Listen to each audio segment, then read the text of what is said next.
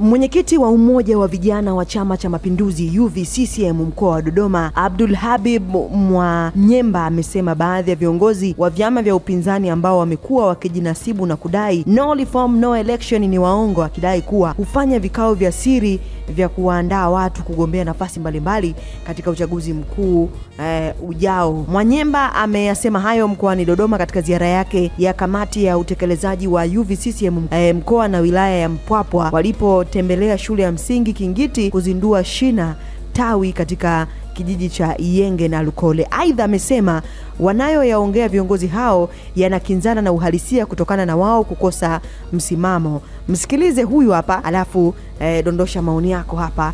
Unafikiri je, ni kweli no reform no election ni wanazuga tu? Kuna wenzetu wanakwambia no reform no election, lakini ni waongo. Kwa sababu gani waongo?